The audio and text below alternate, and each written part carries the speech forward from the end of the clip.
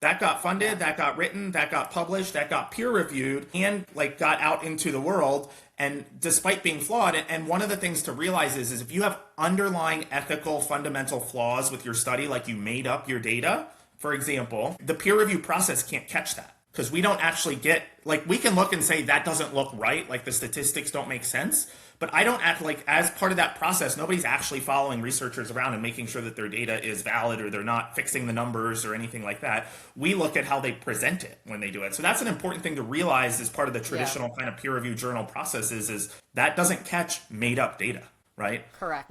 if I were Correct. going to go make up a spreadsheet with a bunch of data in it and just type in whatever numbers I wanted to give whatever outcome I wanted, I could submit that to a journal. And I mean, it's totally unethical and I wouldn't do that. But anyone on the other end of that, the editors and the peer reviewers, they have no clue that I made up that data. And there's no way for them to catch that unless they do some large investigation like you're talking about. Welcome to No Filter Doctor, where we cut through the health hype, dig into what's real, what works, and what's backed by evidence.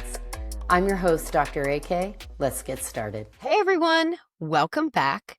Today we are talking about a very cool topic, and that is how to spot pseudoscience. There's a lot of stuff out there. A lot of people are always referring to, oh, in this study, and then you believe them because that's research, right? And we like things that are backed by research. But I think it's really important for you to know the ins and outs of research. What goes into these different journals? How can you pick out which journal is worth reading and telling you accurate information? And then from there, what kind of studies are we looking at and what do they mean? And today is an especially exciting day because I have a guest speaker. I have Dr. Josh Davis. And Josh, I'm going to hand it over to you and you can go ahead and introduce yourself. Hi, I'm so happy to be here with you, Dr. AK. This is one of my favorite topics to talk about, as you know. I'm Josh Davis. I'm an emergency medicine physician. I'm actually one of your former residents. So that's another reason why this is super exciting for me. I'm an assistant medical director for education and research here in Wichita, Kansas. I work for a Vituity group locally. And then I also am a professor of medicine, emergency medicine, and clinical medicine at Kansas College of Osteopathic Medicine and the University of Kansas, where we teach a lot of our medical students a lot of these topics that we're going to talk about today. I have just under 100 peer-reviewed publications, so I'm well versed in the systems and things that we're going to talk about in terms of getting kind of research published, and I've done a lot of the pitfalls and foibles probably that we're going to talk about today too. So very, very excited to be here. I'm thrilled. I'm so excited to have you here. It's going to be like when we were on shift, just chit-chatting about the things that we talk about. But there is one thing you had when Twitter was a thing. Didn't you have something that you kind of put out there that it was like dispelling different kinds of nonsense? So I feel like you have a little bit of an extra passion invested into this topic. Yeah, so when kind of COVID came around, I finally like broke down my wall and actually got social media, which I had been avoiding for many years. Yeah, I do a lot of med fact checking and going around and kind of highlighting a lot of the stuff, kind of the pseudoscience and even in traditional medicine, a lot of the dogma that we carry around with us for things that we keep doing for years and years that may or may not have evidence. They just stick around as persistent practices. I love it. I think you are perfect for this topic, and I'm so thrilled. One of the reasons that I even got into this topic, now that I've kind of stepped away from academics and I started this practice, I do a lot of different local networking events and health and wellness events.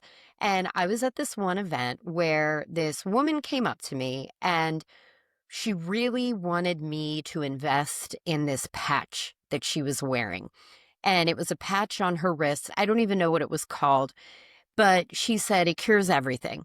It helps you heal faster. It takes away all of your different ailments. It can, cure all these things. And I said to her, I was like, yeah, I mean, how does it do that? What does it use? What are the ingredients? And she's like, oh, it uses sugar and salts that tap into your internal light waves, which then recruit your own natural peptides and stem cells to fix your DNA.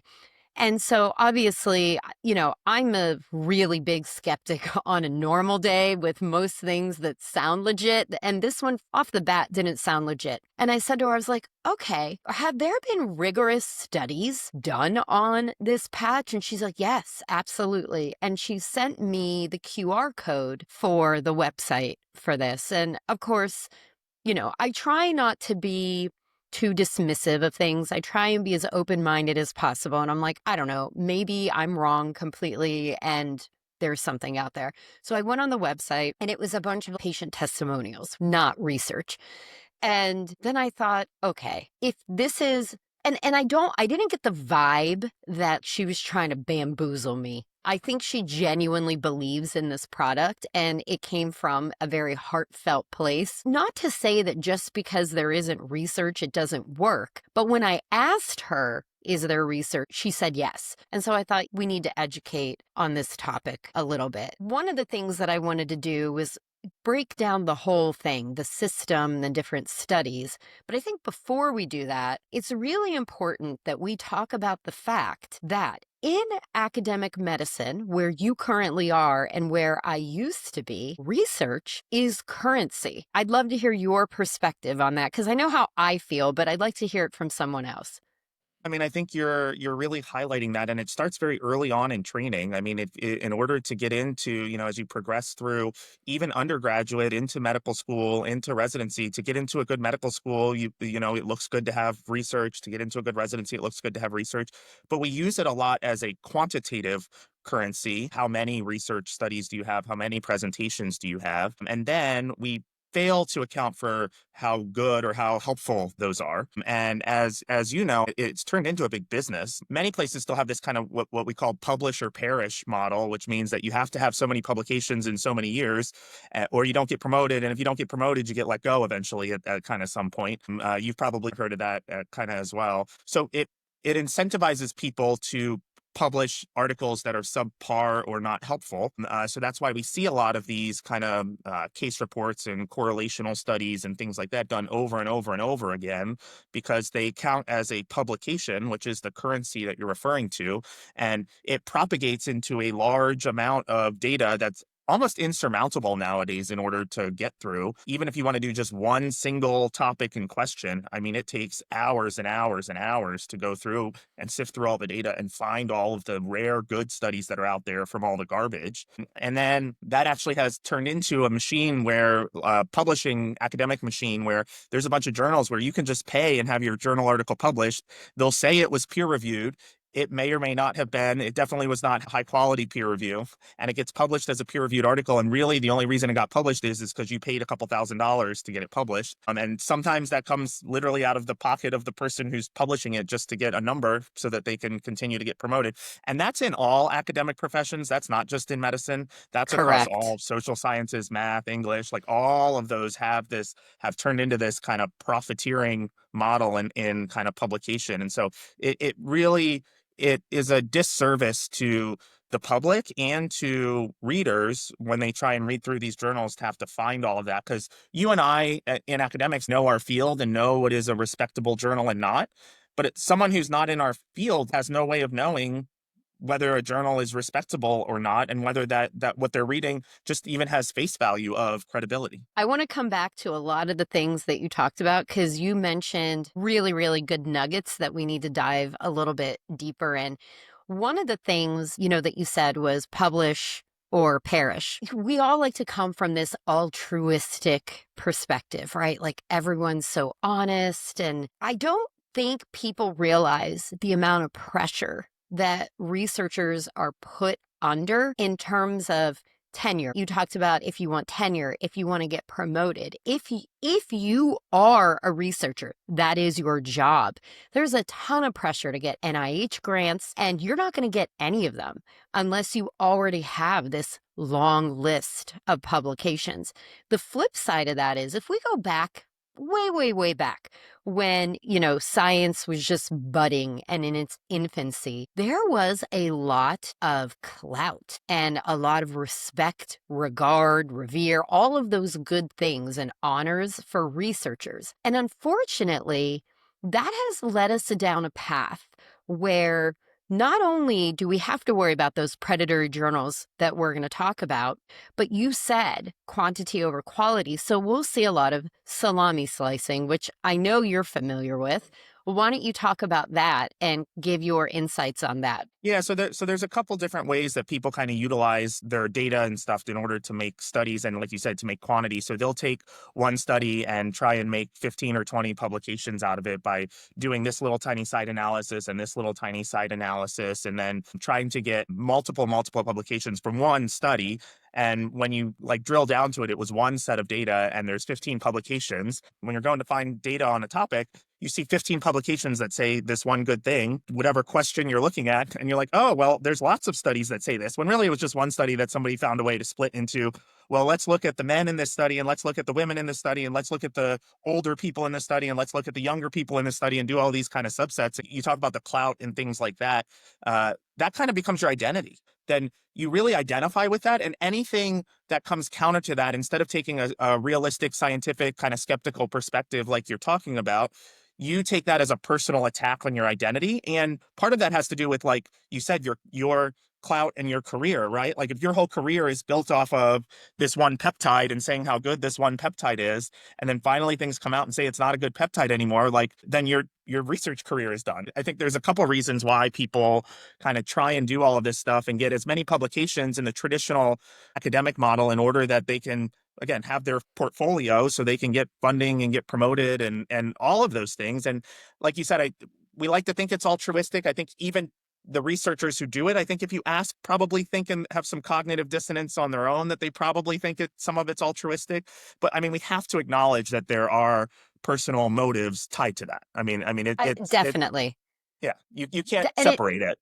And it weakens the studies, right? When you have this great study that you did with these really large numbers, and now you're chopping it up and making those numbers smaller, it's much easier to show a statistical significance with a smaller number of participants. So then you question the integrity of the data. Unfortunately, sometimes we have to question the integrity of the person. There have been studies that have come out by different researchers, some of them in medicine, some not. And in the end, we found out that what they published was actually very compromised. And the one example that probably strikes a nerve with a lot of people, but it's the one that I always go to because it's at the forefront of my head, is the study that Andrew Wakefield published in Lancet. I don't know, like 20 years ago now. And so it was a really small study with kids, which we would now use the terminology as neurodivergent for. And there was a connection in that study that Wakefield made that it was the MMR vaccine that led to that and led to them having autism. And it wasn't until this investigative report came out, and it was like, first of all, the data was compromised. They went back and they interviewed a lot of the parents, and the timelines that the parents shared were completely different from what Wakefield had reported. The other thing that they found out was that the entire study was funded by a law firm who was looking to sue vaccine manufacturers, specifically MMR. And so then it turned into this huge thing. And although I wouldn't say that things that big happen that often, they do happen. And the problem with that is once you get something like that out into the world, it takes about 20 years to undo the damage. And then you have certain people who just dig their heels in. So there's a lot of things when we are talking about that internal motive when it comes to researching. There's a lot of things that drive it. And unfortunately, sometimes humans are just humans. And you will end up with a product that you really have to question. I don't know about that. You mentioned something about all the different journals and how they're not all created equal, and we have predatory ones out there. Talk to me a little bit about what people can do or what they can look out for to kind of know if whatever journal they're reading is one that should be trusted. So I think there's a couple things. I want to go back and talk a little bit. So you had mentioned Wakefield. I think some of your listeners would be interested. So there's a website and a kind of a group called Retraction Watch, and they publish journal retractions almost every day, multiple times a week. And every couple of weeks they find a researcher who has 15 or 20 journal retractions, which are journals articles that someone published and found an issue with and then has to get retracted. You kind of say the big ones kind of don't happen. I think they happen more often than we'd like to admit, and they kind of get swept under the rug sometimes. So I think that's I think some of your readers will be interested to go back. I mean, there was a bunch of stuff in COVID, that some things that got retracted, and some of it I think was honest mistakes. Having done research, like, it is totally possible to make an honest mistake in your data and you have to go back and retract it. Like, right, that happens every once in a while. And I think the ethical thing to do is to go back and try and pull your article back and own up to that. But if you have 20 retractions, that really makes me think that you're doing something a Super little shady. fishy or sketchy. Yeah. Super shady. And then the other thing that's really important that you talk about with Wakefield was someone actually had to go investigate his data. That took a lot of time, effort, and money in order to find that Deer. out.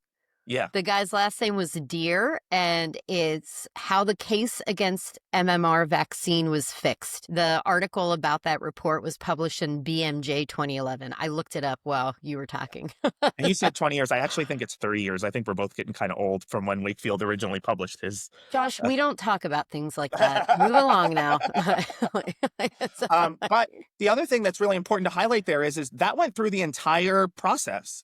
That got funded, Yeah. that got written, that got published, that got peer reviewed, and got out into the world. And despite being flawed, and one of the things to realize is if you have underlying ethical fundamental flaws with your study, like you made up your data, for example, the peer review process can't catch that because we don't actually get, like, we can look and say that doesn't look right. The statistics don't make sense.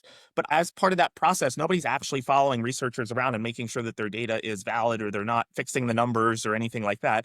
We look at how they present it when they do it. So that's an important thing to realize as part of the traditional kind of peer review journal process is that doesn't catch made up data. Correct. If I were going to go make up a spreadsheet with a bunch of data in it and just type in whatever numbers I wanted to give whatever outcome I wanted, I could submit that to a journal. And I mean, it's totally unethical and I wouldn't do that. But anyone on the other end of that, the editors and the peer reviewers, they have no clue that I made up that data. And there's no way for them to catch that unless they do some large investigation like you're talking about. But going back to your second question about kind of predatory journal, once you publish articles, I think you probably get this. I get emails all the time, but I get emails from like cardiology journals, neurology journals, dementia journals, things that journals. have absolutely nothing to do with any form of medicine either of us Applied have ever mathematics. practiced in. Yeah, I get like applied mathematics. That's a red flag to me that those people have no clue what I actually do. They just are fishing through PubMed and finding whatever email address to send me an invite. But one of the things that I look for is that kind of pay to publish on the researcher end. Anything that is pay to publish to me kind of puts off a red flag. Not to say that that's totally always inappropriate. I don't think that that's the right model, big picture for research. But for people who are on the other end, I think you need to look at a couple things. The first is if you have the ability is to actually go look at the journal website and see what it looks like. When you get to some of these pages of some of these journals, they look like a toddler made them. I mean, they really do. They really, really do. And if they're not putting effort into that, and they don't have professional kind of appearance on the website, that should be a big red flag to you that something's not right here. Like they're not even putting money in to make something look reputable at face value. I think one of the things you can look at is for the words like, open access. Like those are things that I do support open access in terms of like everyone should have access, but it has led to this model of where the researchers pay to get things published. And so that should just be a red flag. Again, it's not saying that every open access model is a problem, but it is one of the things that the ones that are problems are almost always open access models. Yeah. Because if they're subscription models where you pay to get the journal instead of the researcher paying to publish, then they have to have reputability in order for people to want to get a subscription to them. Whereas the other ones, they just make a lot of money by the more papers they publish. I'm just going to chime in there real quickly. So for people who are not familiar with how journals typically work, almost all of the legitimate journals that are out there are affiliated with some kind of society or college or something in that academic setting that supports it. And those are often tied to membership fees. And part of your membership will include access to that journal. Now, the New England Journal is a very famous one, right? I'm not in any Massachusetts Medical Society or anything like that to access it, but I can pay for a subscription to the New England Journal, which will allow me to access that information. So the New England Journal is going to make some money off of me as a subscriber. Open access are typically journals where the researcher is paying to fund the publication. There's no membership fee associated with it. That being said, just as Josh mentioned, there are legitimate open access journals, 9 times out of 10, they're affiliated with one that is a subscription model. So you'll have JAMA, and then there will be JAMA Open Access. I just wanted to kind of share that with all of you so that you know that going in. So if it's open access, but it's affiliated with a legit journal where other people have to pay a subscription for, you can feel relatively comfortable in the data coming out of that.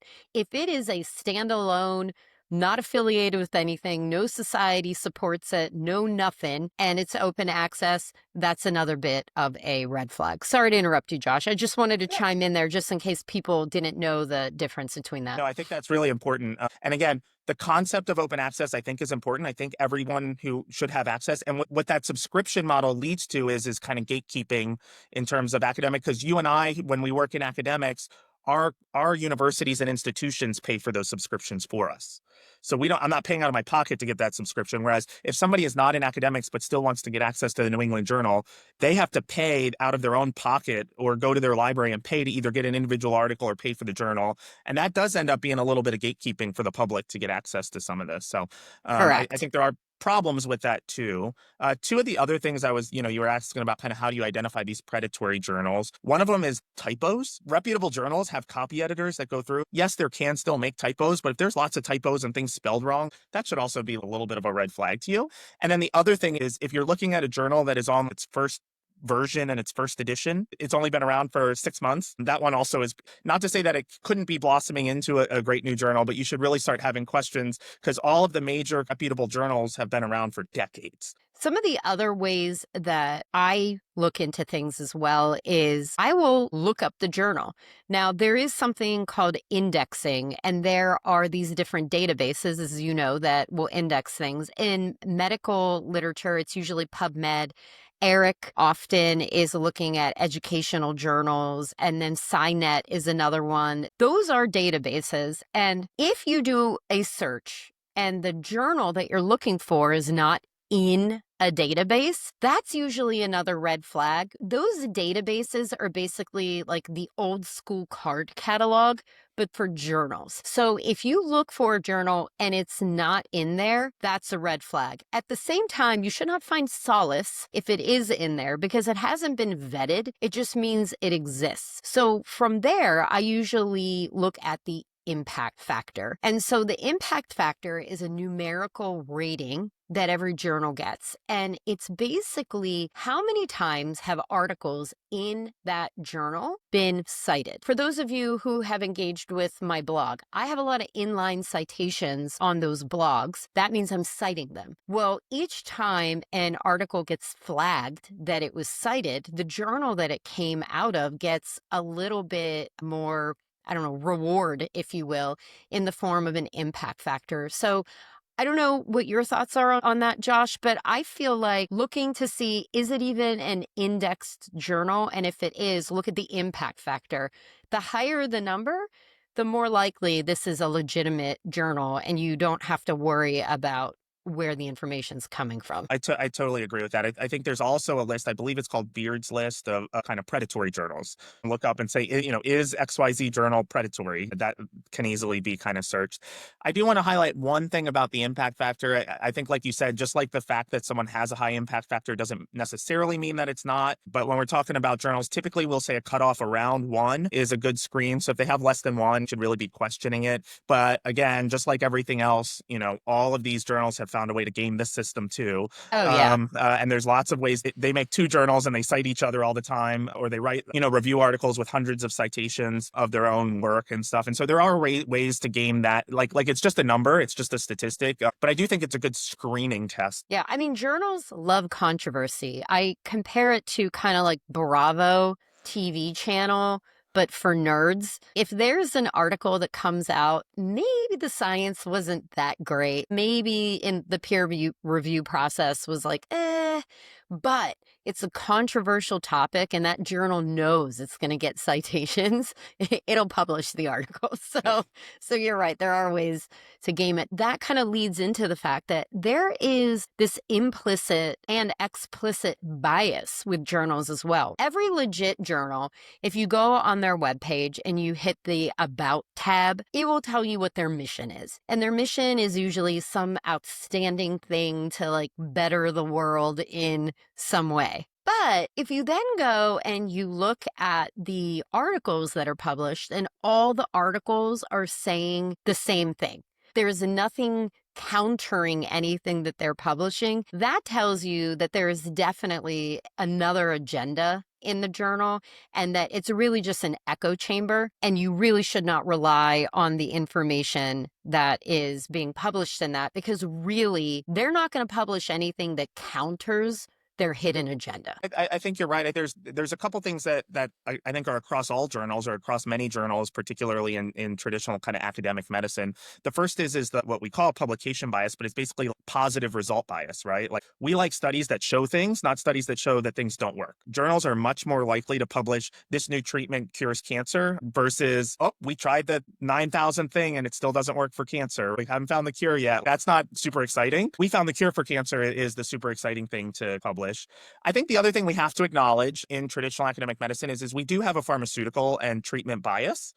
So in addition to wanting published things, we tend to ignore things like natural treatments and things over pharmaceutical treatments. And some of that has to do with funding. You talk about a lot, big pharma. I know you're not a big pharma kind of fan. And some of that does have to do with pharmaceutical funding. But some of that I think is just ingrained in our culture is we like to do pharmaceutical treatments and we like to poo-poo on things that are natural. Like, because there's lots of data for several natural treatments that just like you never hear of in kind of traditional Western medicine kind of guidelines. So we have to acknowledge that those are problems too. So our own system also has lots of kind of problems and flaws. Yeah, and I one of the think problems with not publishing things that don't work is people keep trying them. So that leads to the problem of this salt and sugar patch. If there's no study that says it doesn't work, some people may just keep trying it because there's no large study that says it doesn't work, or the 9,000 thing to not cure cancer. Well, maybe I'm working in my research lab over here and I'm still working on that thing, even though someone over in California has already figured out that it doesn't work, you know? That is a really great point, a very great point. We both mentioned the peer review process,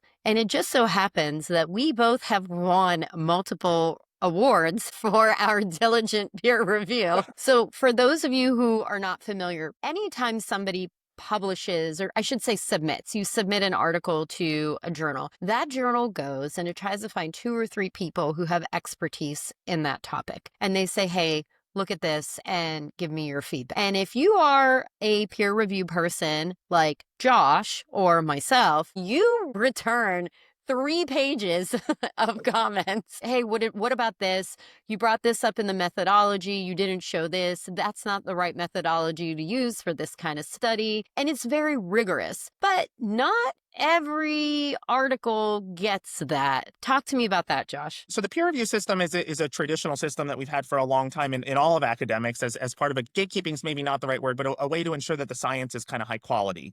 And historically, when there were only 24 experts in a field, it was really easy to do that and use that because you could trust that the people you were asking were experts in the field.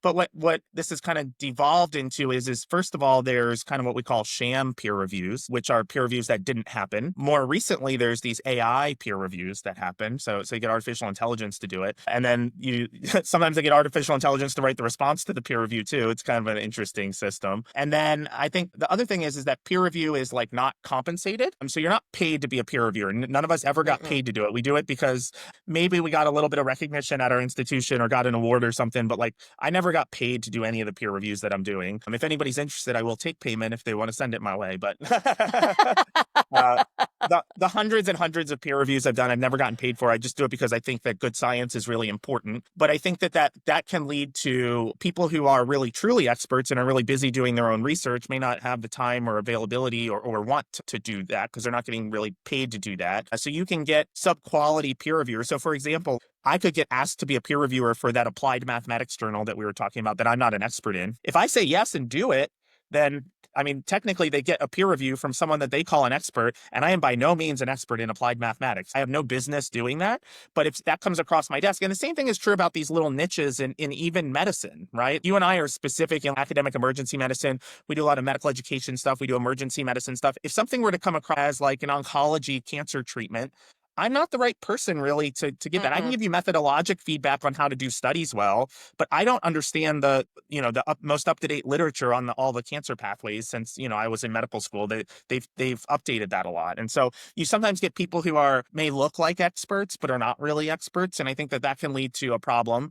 And then there's some people today that would even say that the whole concept of peer review is outdated. And really we should just be opening it up and letting put it on Twitter and let everybody write their comments, and that should be the peer review. I'm not totally on that board with that, but I might die.